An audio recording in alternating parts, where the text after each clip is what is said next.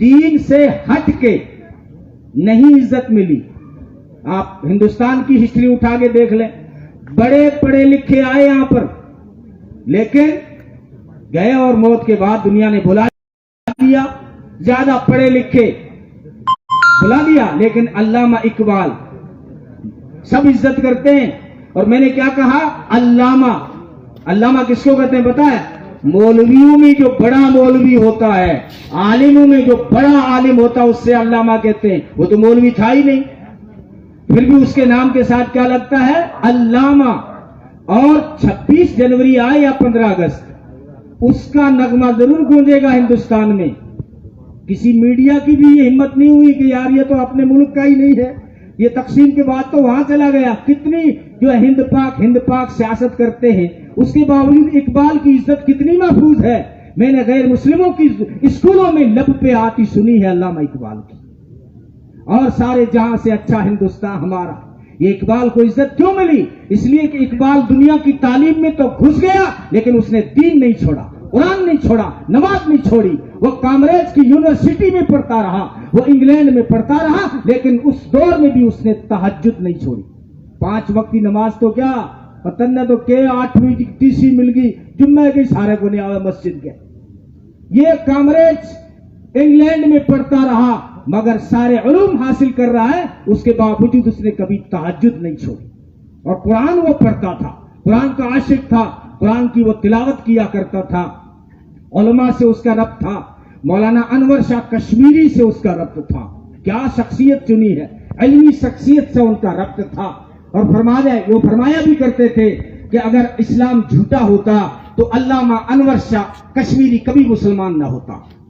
وہ اتنا دماغ رکھتا ہے, اور یہ مسلمان ہے, اس کا مطلب اسلام سچا دھرم. یہ دلیل دیتے تھے, حالانکہ خود بھی بہت پڑھے لکھے اچھے گھرانے سے تھے, اسلام سے اچھا گہرا ربط تھا. انہوں نے اپنے اشعار میں قرآن اور حدیث کی تشریح بیان کی ہے. تو اقبال, حالانکہ نعرہ اس نے دیا تھا, اگر سیاست والوں کو پتا چلے نا, میڈیا والوں کو, کہ سب سے پہلے وہ گلی سجانے کا حکم کس نے دیا تھا؟ نعرہ اقبال نے دیا تھا. اس کے باوجود وہاں کے لوگ بھی, یہاں کے لوگ بھی, بنگلہ دیش کے لوگ بھی اس کو عزت سے یاد کرتے ہیں, اس لیے کہ مسلمان جب علم میں گھستا ہے اور اس کے ساتھ میں دین کو داخل کرتا ہے تو پھر دونوں جہاں میں عزت پا جاتا ہے. یہ اس ترتیب پہ ہمیں آنا ہے, اس ترتیب پہ آئیں. آپ قرآن سے گہرا ربط رکھیں. قرآن چھوڑ کے اگر آپ بڑی ڈگریاں حاصل کر لو گے, میری تو مت ماننا, اسی اقبال کی مان لینا. وہ کہہ گئی, وہ معزز تھے زمانے میں مسلمان ہو کر, اور تم ذلیل و خوار ہوئے قرآن چھوڑ کر. مسلمان جو ذلیل ہو رہے ہیں, اقبال کا کہنا یہ نہیں کہ, حالانکہ خود انگلش میں پڑھا ہے, وہ کامبرج کالج میں پڑھا, لیکن کیا کہتا ہے, مسلمان اسی لیے ذلیل نہیں ہے کہ اسے انگلش نہیں آتی.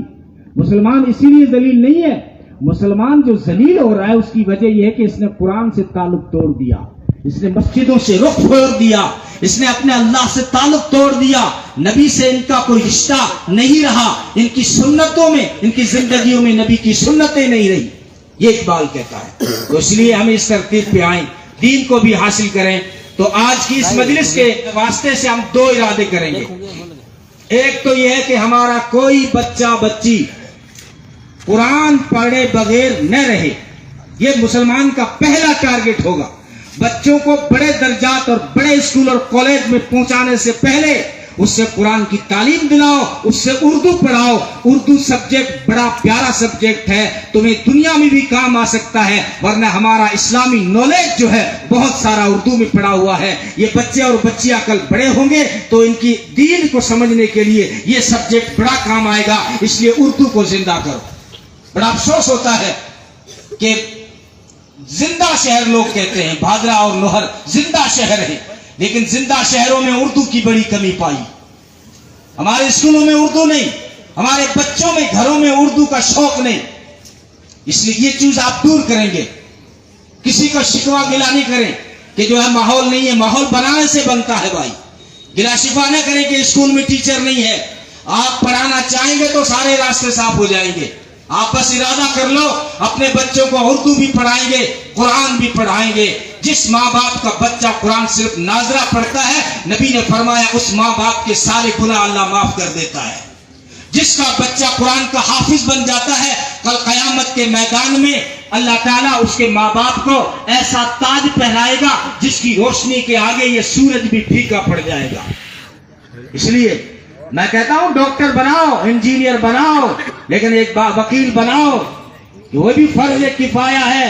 ترتیب یہی ہے اسلام کی. جیسے عالم بنانا فرض کفایہ ہے، حافظ بنانا فرض کفایہ ہے، ایسے ہی ڈاکٹر بنانا فرض کفایہ ہے، وکیل بنانا فرض کفایہ ہے، انجینئر بنانا فرض کفایہ ہے. علماء نے یہاں تک لکھا ہے کسان بننا بھی فرض کفایہ ہے. اگر سارے کسان جو ہے کھیتی کرنا بند کر دیں گے تو مودی کتنے دن مشروم کھائے گا اور ہم کیا کھائیں گے؟ تو کسان بننا بھی فرض ہے، وکیل بننا بھی فرض ہے، ڈاکٹر بننا بھی فرض ہے. لیکن مسلمانوں کچھ وکیل ایسے تیار کرو. یہاں بھی ہمیں ہر ڈپارٹمنٹ میں ہمارے نوجوان چاہیے. ہم چاہتے ہیں کہ ہر شعبے میں ہمارا جوان ہو. لیکن جس طرح ہم دنیا کی عدالتوں میں جب پریشان ہوتے ہیں تو اپنا وکیل تلاش کرتے ہیں، کاش کہ اپنا وکیل مل جائے. تو قیامت کی سختی کا دن ہوگا، 50,000 سال کا ایک دن ہوگا. اس کے لیے بھی کچھ وکیل تیار کریں اپنے معاشرے میں. وہ وکیل کیا ہے؟ جو قیامت کے میدان میں ہماری وکالت کرے. وہ قرآن کا حافظ ہے یا عالم ہے. ایک حافظ 10 ایسے افراد کو جنت میں لے جائے گا جس کے اوپر جہنم واجب ہو چکی ہوگی، اور ایک عالم 70 ایسے افراد کو جنت میں لے جائے گا جس کے اوپر جہنم واجب ہو چکی ہوگی. بلکہ حدیث میں تو آتا ہے کہ کل عابد سے کہا جائے گا چلا جا جنت میں، عبادت گزار سے کہا جائے گا چلا جا جنت میں، جنت کا در کھلا ہے. لیکن عالم سے کہا جائے گا رک جا، جلدی مت کر، جنت میں داخل ہونے میں جلدی مت کر، یا کھڑا ہو کے لوگوں کے بارے میں سفارش کر. آج تیری سفارش پر ہم آسمان کے تاروں کی تعداد کے برابر لوگوں کو جنت کا ٹکٹ دیں گے. یہ علامہ راضی رحمۃ اللہ علیہ نے فضائل علم میں جو ہے ایک روایت نقل کی ہے. علماء کو روک دیا جائے گا، کہا جائے گا لا تدخلوا اے فی الجنہ، ارے جنت میں داخلہ ہونے میں جلدی مت کرو، بلکہ اشفعوا لمن تشاؤون، تم آج سفارش کرو، شفاعت کرو جس کی چاہو. جس نے ستایا ہوگا اس کی تو نہیں کرے گا. وہاں کیا ٹائم ہو گیا آئے کو نے کھا کے سو جو دکھا تھالی گھڑی میں کیا ٹائم ہو گیا، تو مالی میں کوئی 35 کو نہیں بات رہا، وہی ہو رہی ہے، وہ تھالی ہو رہی ہے. تو خیر یہ علماء جو ہے قیامت کے دن کے وکیل ہیں، ہماری سوسائٹی میں ہونے چاہیے. ہماری یعنی اپنی اس برادری کی بات کر رہا ہوں. آپ جس برادری سے آئے بیٹھے ہو، ہر قوم، ہر برادری، ہر خاندان میں کم سے کم ایک تو عالم ہونا چاہیے. ہر برادری میں حافظ ہو. بلکہ ترتیب اس پہ آ جائے کہ اللہ نے اگر آپ کو 3 بیٹے دیے ہیں، ایک کو عالم بنا دو، ایک کو جو ہے ڈاکٹر بنا دو، ایک کو انجینئر بنا دو. دنیا بھی آئی، دین بھی آیا، اور کل قیامت یہ وکیل بھی بنا دو دنیا میں کام آئے، وہ وکیل بھی بناؤ جو قیامت کے میدان میں کام آئے. اس لیے ہم اس ترتیب پہ آ جائیں. تو اسلام کے اندر علم کی بڑی اہمیت ہے، اور علم دونوں جہاں دونوں جو ہے حاصل کریں. تقسیم تو نہیں تھی، لیکن اتنی بات بتا دو، یہ جو علم ہے دنیا کا علم، یہ جسم کے لیے ہے. عصری علوم جسم کے لیے ہے، اور قرآن حدیث کا علم روح کے لیے ہے. اصل انسان جسم نہیں ہے، اصل انسان روح ہے. جسم تو وہ سواری ہے جس پہ انسان سواری کرتا ہے. تو سواری بہترین ہے، فارچونر تو اچھی بات ہے، لیکن سوار بھی اس سے بھی اچھا ہونا چاہیے. یعنی علم حاصل کرو جو جسم کے کام آتا ہے، تو وہ علم بھی حاصل کرو جو روح کے کام آتا ہے، قرآن حدیث کا علم. اور دوسری بات آپ نے ایک ادا دیکھی ہوگی، بچہ جب اسکول جاتا ہے اس کی کتابیں اس کے بیگ میں ہوتی ہیں، بیگ پیچھے لٹکا رہتا ہے، اکثر یہ ہوتا ہے. اور جب بچہ جب مدرسے جاتا ہے تو ہاتھ میں چھوٹا سا نورانی قاعدہ بھی ہو تو سینے سے لگا کے چلتا ہے. اس میں ایک میسج ہے. اسکول گیا تو کتابیں پیچھے تھی، اور مدرسے گیا تو نورانی قاعدہ سینے سے لگا کے گیا.